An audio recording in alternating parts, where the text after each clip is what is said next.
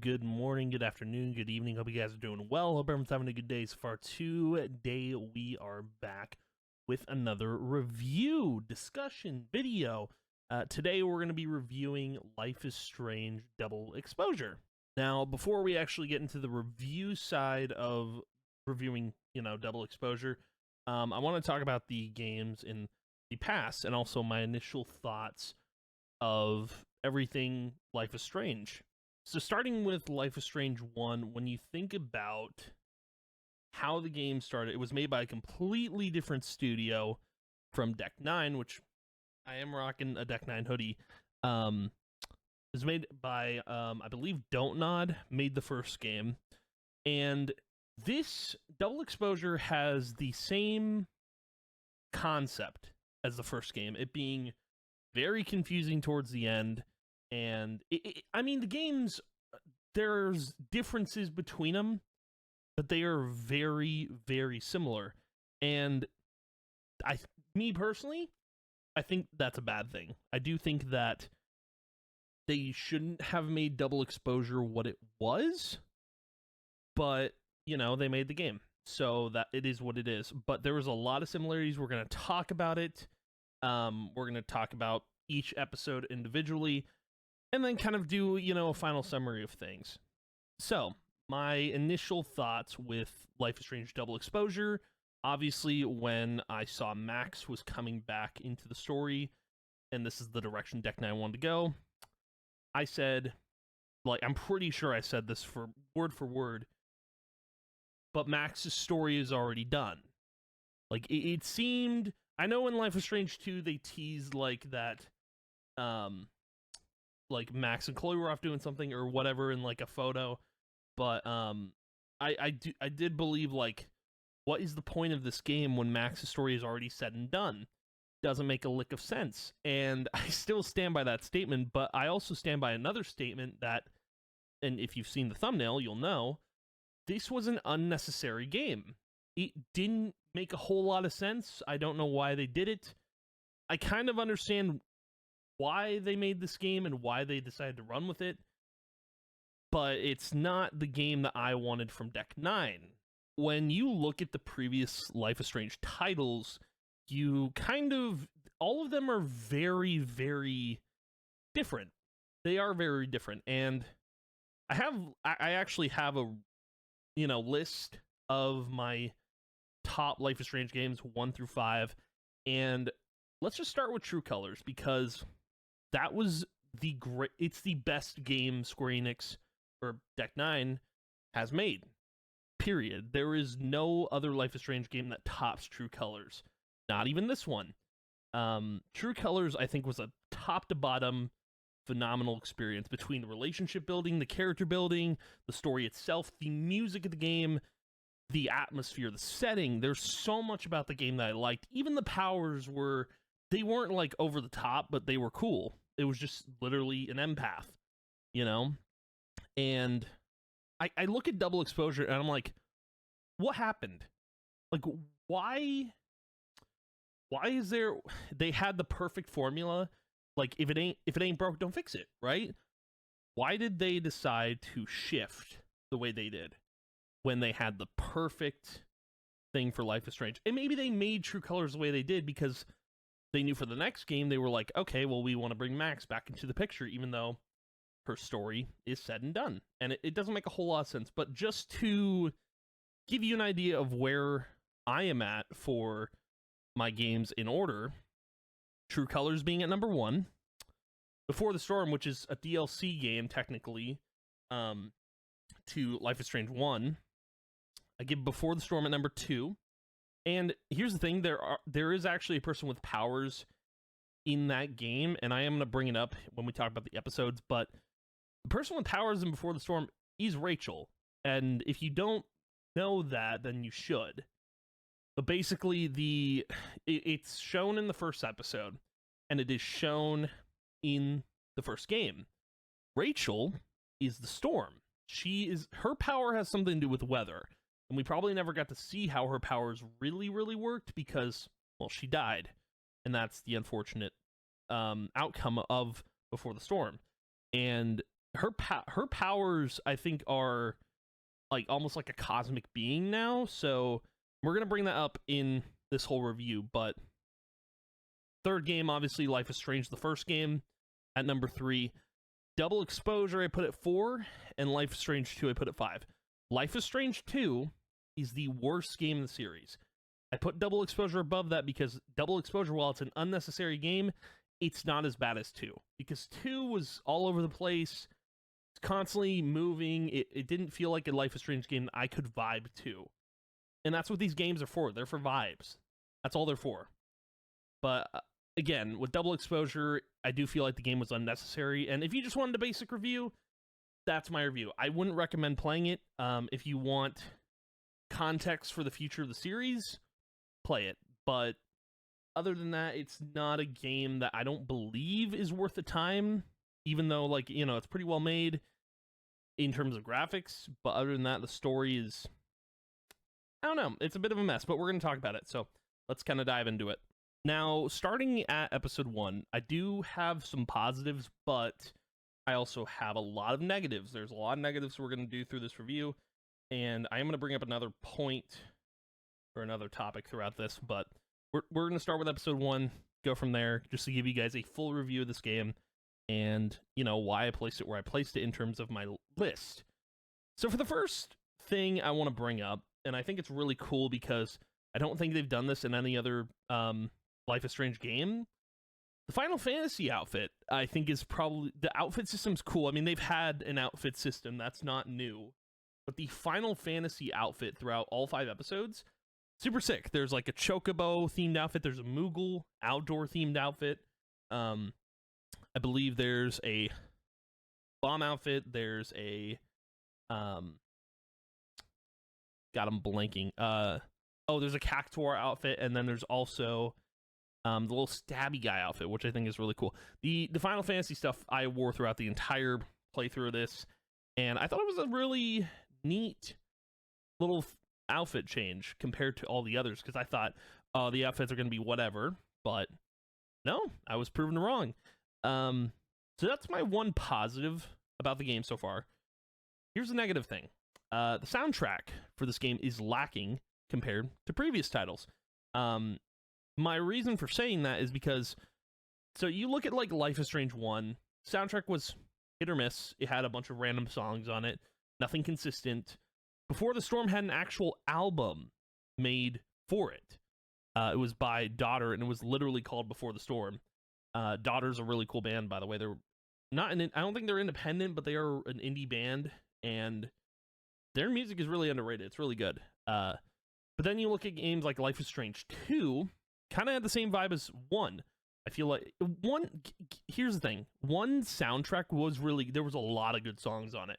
But 2's soundtrack had the same kind of vibe with 1's, and soundtrack was just all over the place. It wasn't much.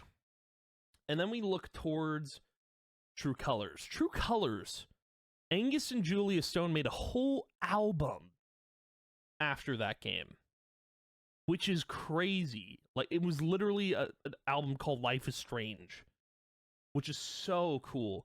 I know MXM Tune was vocals for like Alex in that game, which was really cool.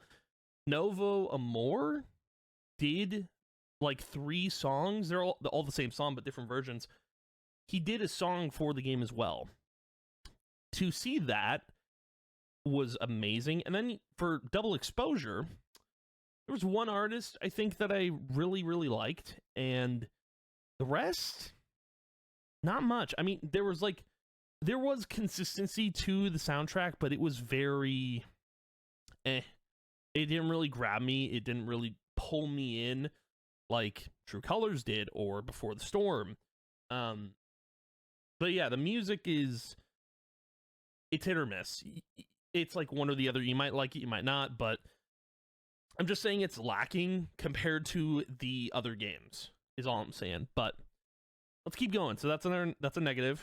Okay, this one. And this one's going to be a little I don't know if controversial is the right word for it, but it's a little weird. So there is, and I want to just describe this to you guys. There was so back in Life is Strange 1, Max was 18 years old. between that game and this one, there was a 9-year age gap between both games. So in Double Exposure, Max is supposed to be 27, right? But what's interesting is the voice actress for Max is Hannah Tell. She is an artist, I believe, on Spotify as well. She makes her own music. She can sing. There's also no singing in this, which is a little... I was kind of hoping she might do some singing, but I only found out that she was an artist because of this game coming back, or because of this coming out. But 9 years ago, Hannah was 28. So fast forward 9 years, she's 37. And my issue, right, is, you know, your voice isn't really aged like in that time, right? Here's my problem. I literally did this on the stream. I don't know if I did it in the video. If you guys have seen the videos, I posted all 5 of them. In that video, or in that stream, I basically played a side-by-side of Max in Life is Strange 1 and listened to Max in Double Exposure.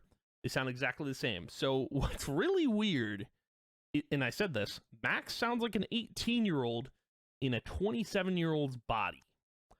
And that, to me, like, I do think Max's voice should have been aged up with Double Exposure. You can tell me I'm wrong, but I know I'm right. Look, I get it. Hannah's aged, but obviously her voice is not going to age. Max aged, though. That's the problem. That's the one problem I had, which it was just weird hearing Max and hearing an 18-year-old in a 27-year-old's body. It's a really weird thing that I have with it, but I did need to point it out because it is really jarring to hear that. Like, to hear Max just sounding like she was in the very first game when 9 years has passed.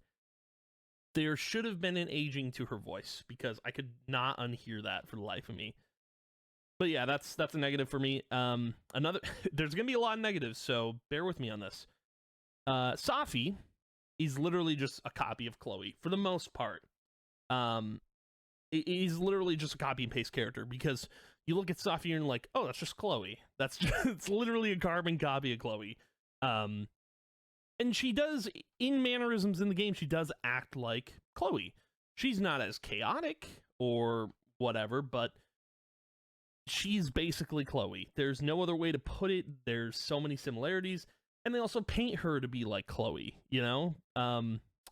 Just really odd. So that's another negative for me. This is kind of a positive and a negative, but the Life is Strange 1 callbacks were a good call, but the game leans on them too much. I feel like the game doesn't have enough of its own identity to warrant, like, you know, it needs more identity to it. Like, it leaned on the Life is Strange 1 callbacks way too much, and I get it. You gotta give people background if they've never played the first game, and obviously they can go play it. But my point is, it just leans on them way too much. Like, I think in every episode there is a callback to the first game, and it feels like I'm not playing a new game. It feels like I'm playing Life is Strange 1 in a way. You know, it's just weird. It's just a weird little thing. I don't know. That's kind of a positive and a negative for me because I like the callbacks, but I don't like that the game leans on them so much. You know, like, if you have to lean on your callbacks from the first game, then are you really making a new game? I don't know. But I do have another positive here, and this is about the character that I only liked in the game. Like, Reggie, he was an okay character. But Moses is the only character I liked in the entirety of this game. I'm talking from episode 1 to episode 5. I did not care about the characters at all. That is just my preference. Everyone else was kind of, I don't know. I didn't bond with any of the characters. It just didn't really, nothing grabbed me, you know? I feel like Moses was the only one I really liked because you got to know him from the very first episode. And every other character just, I don't know, I didn't vibe with at all. Moses was a really cool dude. Even when Moses got, you know, mad at Max, Still liked him. Still liked him. But yeah, that's my other positive. And then for the last part of episode 1, Safi obviously died. And I kind of feel like Safi's death is a reuse of the plot from the first game. Kind of. So Safi dying kind of feels like Rachel's death, except, you know, Rachel's been missing, quote unquote, for like months or something like that. And I feel like having that same plot line is really it's kind of weird. I don't know. I feel like every Life is Strange game, maybe not every single one, but most have had a death. I think Before the Storm is probably the only game that kind of doesn't do that, and I think Life is Strange 2, well, no. Life is Strange 2 has a death. It's at the very beginning of the game. And I'm also thinking back to, like, because True Colors had a death, was at the very beginning. It was kind of like an introduction to the game. Pretty much every Life is Strange game has had a death. I feel like maybe that's a plot line that they constantly use, but I'm more so pointing to Life is Strange 1 because the game pulls from that a lot. So, but yeah, and also I don't know, I feel like Safi's death is really confusing as well, because in True Colors it makes sense, in Life is Strange 2 it makes sense, but I don't know. That's one thing that I'm like, I don't know if the death need to happen, you know, but I don't know, maybe it pushes the plot forward. I just wish it wouldn't have happened. Also, one other thing that I do want to bring up with this, because I don't know if I made a note of this at all, but Max has 0 character development throughout this entire game. I just want to bring that up because it's very important. The fact that, like, Max is able to use her powers again, and she's like, oh, I want to find out who did this to my friend, or she wants to suddenly prevent the death again. It's like, she didn't learn from that first game, I feel like. Even in episode 4 or 5, whenever she decided to change things, and I'm not going to spoil a whole lot, I might, who knows. I don't know. I feel like Max has no character development. She didn't learn a whole lot from the first game, and I don't know if Deck 9 even thought about that, about, like, you know, having her learn from her mistakes, but I don't think she did, because she feels like the same character as in the first game. But I don't know. Anywho, let's go ahead and talk about episode 2. All right, so on to episode 2. Now, what I want to talk about here is this is going to be a very short review of episode 2 because there's not a whole lot that goes on in it. I just want to bring up some key points. So, my issues with more of the characters, we're just going to kind of knock this out. Vin is just Nathan Prescott. Now, he doesn't have the same, you know, vibes that Nathan did, or the same actions that he did. He wasn't like Vin is not a total dick, you know, but Vin kind of embodies Nathan Prescott in a way. Like, there's an essence of Nathan Prescott in Vin. And Vin just seems like a preppy dude. I don't know. He seems like a Prescott. Like, Vin is supposed to be this... I don't know. There's a part of me that, like, that's why I didn't, like, even like Vin in the first place, because I got a Nathan Prescott vibe. And he was also really sexual at times, like, towards Max. It was really, really weird. I don't know. That's just me with that character. But no doubt here, Lucas is just Jefferson. Without those vibes he had as a killer in the first game. But the thing was, like, you know, Lucas in episode 4 did have a gun, which was interesting, and that again gave me the Jefferson vibes. And dude, he's just full of himself. He has a huge ego, and it's wild, man, how much like essence they're putting in these characters from the first game. It's weird. Like, these characters don't even have their own identity. They feel like these strange characters. Also, you know, arguably Reggie could be like Warren, but I don't know who else. Reggie was his own character. He felt like his own character. He was a cool dude. But another thing I want to bring up is the Alderman character, which I thought was I don't even know if he showed up in episode 2. I think he did. I think he was more episode 3, but I don't really remember. Point being, Alderman was basically David and a waste of a character, dude. I feel like they put that character in the game for no reason. He felt like a waste of a character. There was a lot of mystery around him, and they did nothing with him. There was no, like, huge... I don't know. I feel like Alderman could have been used more in episode 2 or 3, and I don't know. he kind of acted like David at times, like trying to get answers, but he wasn't as aggressive. But also the fact that, like, Alderman could have been like some other mystical being, and we don't know that information. But it felt like a waste of a character with him. I feel like he wasn't used as much. He was here and there. It was a weird thing. But anywho, I want to bring up a positive. This review is not going to be all negative, but it will be mostly. I can tell you that for a fact because I have notes here. The cat in episode 2 was a great add-on, but didn't add too much to the game. It was just like it was a cute little guy, man. And it was cool because my cat, I had a cat that passed away about a couple of years ago, and the fact that you got to choose its name, by the way, the names were kind of garbage, but you had to choose what kind of cat he was. It gave me vibes of like Stray, and I thought that was really cool. But again, didn't add too much to the game. It was just a little add-on they had there, but I thought it was cool. It was neat. Now another thing, because True Colors never did this, but I want to mention this: Max being the killer, as revealed in episode 2, even though that's not the entire story, is a terrible plot thread and takes away from the mystery. I do feel like Max being the killer is just so weird, and it's like, okay, like, I don't know.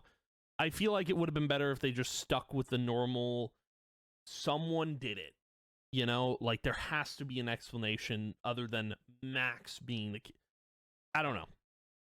Just kind of felt like the whole Life is Strange 1 like confusion. I was just like, oh boy, here we go. But yeah, not too much to talk about in episode 2. Also, episode 3, there's not too much to talk about, but I do want to dive into episode 3, so let's get into it. All right, so episode 3.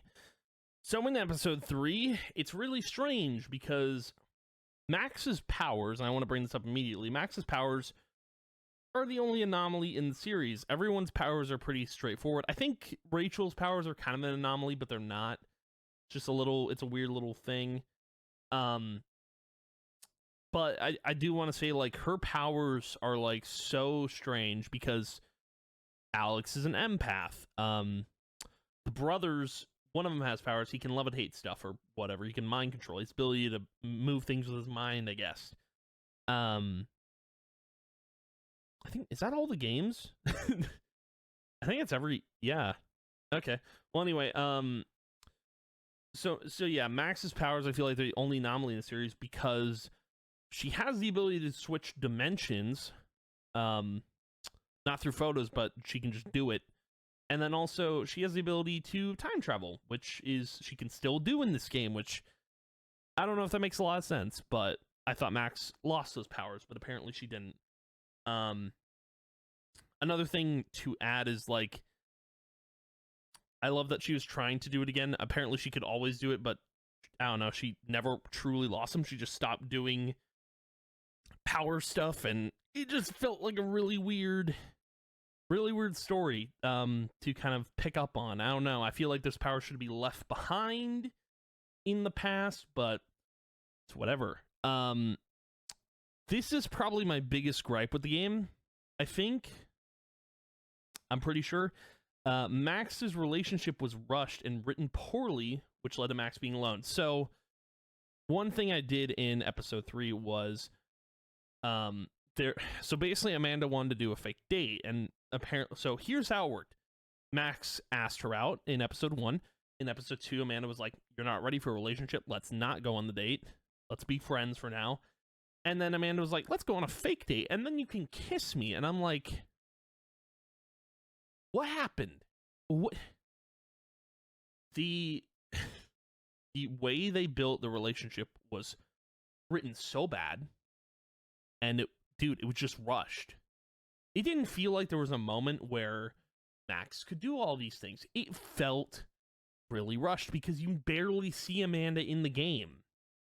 Maybe that's just me, but I passed on the kiss, and dude, if Warren was still a part of the game, I would have been like, yes, Max, go for him. But it did not work like that, and I feel like with Max's powers and the situation she was in, I picked her as being alone. Now, one thing I do want to talk about in that same regard is True Colors. The way they built the relationship with Alex and God, I'm gonna blank. Hold on. I want to. Why am I blanking? Can't blank. Not now. Not while we're doing a video. Hold on.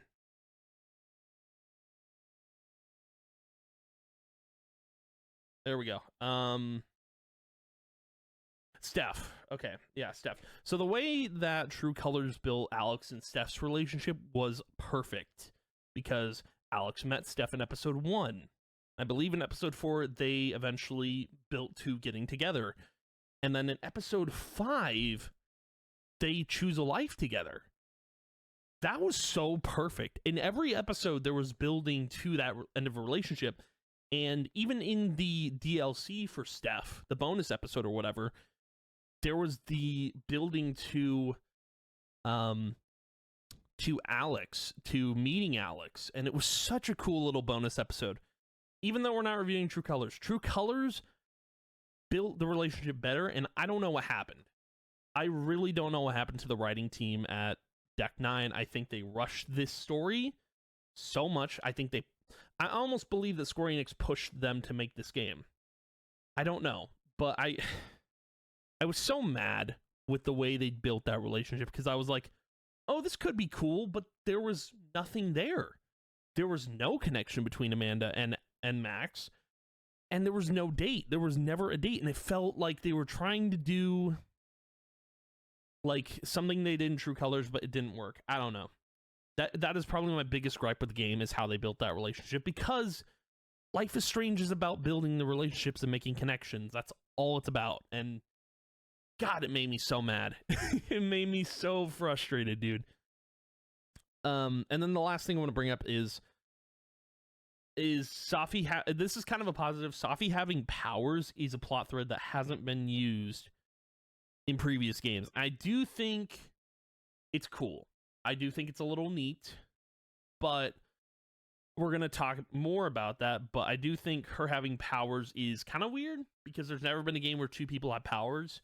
And again, we're going to talk more about this, but I want to do that in the other episodes that we discussed. But let's move on to episode 4. All right, so moving on to episode 4. This is a really short episode, like a super short episode compared to the other 3. The other 3 felt super long, but then again, I think back to like episode 4 in the Life is Strange 1. I think I do remember that being a shorter episode. I don't know, but yeah, it felt really short. That's a kind of a negative for me because I thought there would be more to do, but there wasn't. And it was just simply, I believe, the game jumped from being in Max's house to going to the bar and then going to the mountains, and that was it.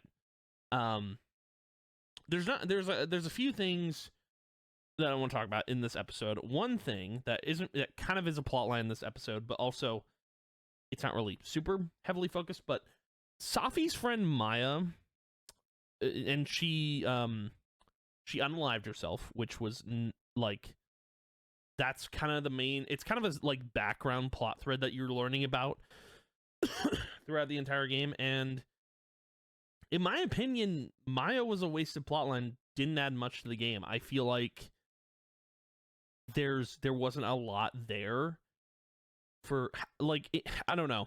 I feel like Maya just didn't have to be a plotline in the game, like at all.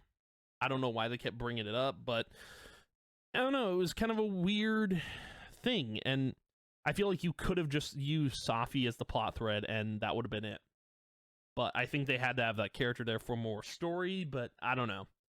I feel like it didn't add a whole lot to the game. But anyway, this next one is kind of odd.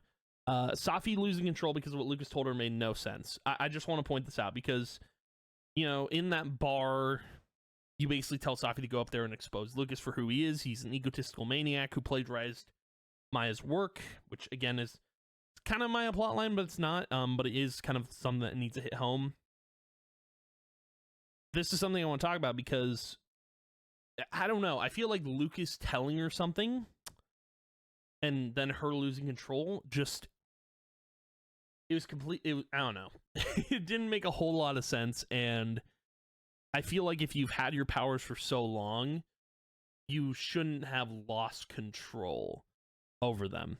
Because even like, for example, like Alex did lose control of her powers, but she learned to control them throughout the game. And she's an empath. Like she really doesn't have control over them.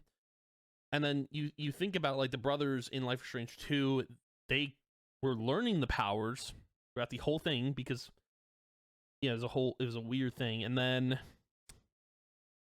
before the storm, I don't think Rachel even had control of her powers. She kind of did, but she didn't. I think Max is the only one that's had control for the most part over her powers, not losing control because she found control with it. But I don't know. I feel like Safi having those powers for so long, I feel like she should have had better control on them, but it just didn't make a whole lot of sense to me. This next point I want to make. Making Safi's mom the villain was completely out of left field. I'm sorry, man. You're not going to make someone a villain like last minute out of nowhere. Like, there was no reason for Safi's mom to be the villain. It's so weird. I don't know, man. I didn't see a villain in her. They made a character to be, like, they made Safi's mom the villain when there was nothing about her that was the villain. They, like, I don't know. Because there was, you know, the whole point was to go after Lucas, and then it's like, oh, by the way, it wasn't my doing. It was actually your mom. Got him. I don't know, man. That was just such a weird, out of turn thing. It was just completely out of left field for them to do that. I feel like there was such a Safi's mom was such a throwaway character to do that. It just felt so weird.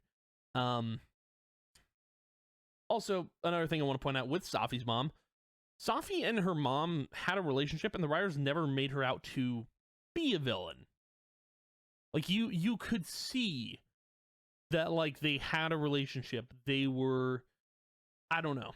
I didn't see a reason for her to be the villain. The fact that the writers made her never to be one, I don't know. I don't know, man. I think, like Safi's mom, I think, was another poorly written character in that regard. I don't even know what character Safi's mom would have been. I feel like there's not, like, you can't call her Joyce because they are two different characters. But yeah, it just, I don't know. It's really weird. Now, these next 2 points I want to bring up is actually about the tornado. So again, we talked about this. I was going to bring this up, but Safi being the cause for the tornado is not the actual cause. I don't think, at least. Because if we're going off of Before the Storm, that is Rachel doing that. And I still think here's the thing. Deck 9 made Before the Storm. So I do think that Rachel had a play in that tornado because she's like a cosmic being now at this point.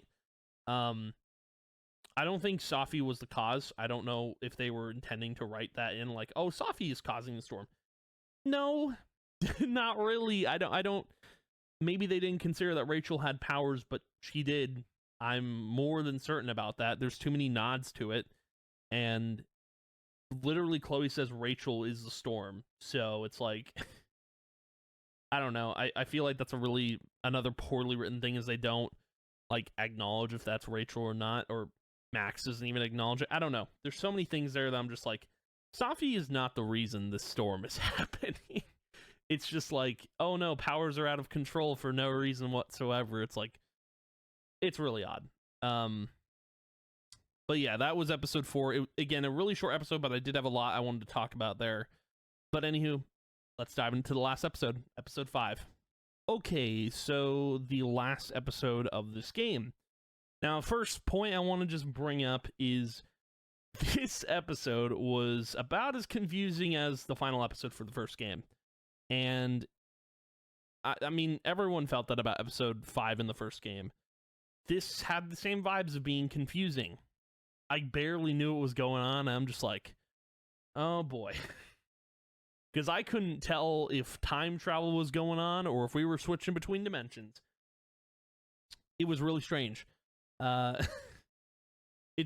don't know, man. It seemed like it seemed like they were just trying to bring that confusion back. One thing I do want to say is I do like that obviously they're not going to do the same choice between Bay over Bay. They basically went, Max was like, screw this, I'm going into the tornado. It's like, okay, cool. That's a nice change. I figured they weren't going to do that same choice because it was so weird. But yeah, it was a pretty confusing episode. I was pretty lost for the most part. Didn't really understand what was going on. I think like Max being in that duplicating room was probably a callback to when she was on the road, but obviously we don't really hear much about that in the writing at all. Max never mentions it too much. She mentions it here and there, but it's not really a point she nails home on, but overall, I just want to bring this up. I didn't care about most of the characters in this game. Reggie and Moses were like the only characters I really cared about, and even then it's like, dude, they really knew how to make me care less about characters in this game for sure. Like I didn't care about Vin, I didn't care about Lucas, I didn't care about Diamond. But Diamond was cool, but I didn't really care about her, and I didn't really care about Amanda. I didn't really care about that one chick, the reporter chick. I forget her name because I never talked to her. It's like, man, they could have done better with the character writing on this one. But anywho, in episode 5, there was and this is kind of a positive, there's even more callbacks to Life is Strange 1. They have the same like settings that were in Life is Strange 1. They don't have the characters in Unreal Engine, but they bring them back because this game has zero identity for itself. It's like, oh, okay, I guess we're doing. I did think the callbacks are cool. They lean on them too much. It's like how, again, the tornado, I guess it's the same situation almost, but it's not the same situation as Life is Strange 1. It just seems really odd. But so kind of going back to episode 1, like, you don't need a callback on the first game so much. I feel like this game needs more identity for itself. But so again, rounding up episode 5, Safi wants to find more people with powers, and it seems really odd that she wants to do that because that's so out of the blue. Like, she assumes there's more. I mean, she knows Max, but how do you know there's more people with powers out there?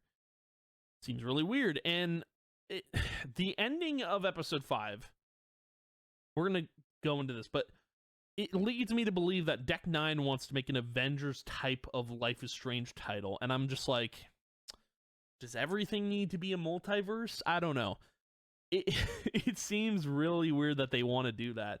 Like, I had a feeling like with True Colors, seeing Steph, and I was like, are they trying to make some like multiverse game where everyone with powers comes together? And that's what I had a thought about that too. In like in Life is Strange 2, I thought, are we gonna see Max? Because I think in Life is Strange 2 the game started in Seattle, and it was really strange. But I do think there's going to be a multiverse game because the end credit says Max will return. It doesn't make me excited for the next game, but I'm just like, I'm here for it. I'll play it. I'll play through it. I don't know if I'm going to review the next game as heavily as this one, because I initially, I had a couple of problems with the game, even though it wasn't out. I was just like, why are we Why are we doing this? I don't know. So a comment on Diamond, because I didn't really care about her as a character too much. And this is going to be really odd. It seems like Diamond has the same abilities as Max, and I don't know if that's the case. But Diamond's nose was bleeding, and we've only seen Max do that. I don't know if the brothers have ever done it. I don't think Alex has done it. But I think Diamond has the same abilities as Max, which is really, I feel like it's weird. Feels really odd for someone to have the same powers as Max. It doesn't make any sense. If that's the play they're going on, I don't know.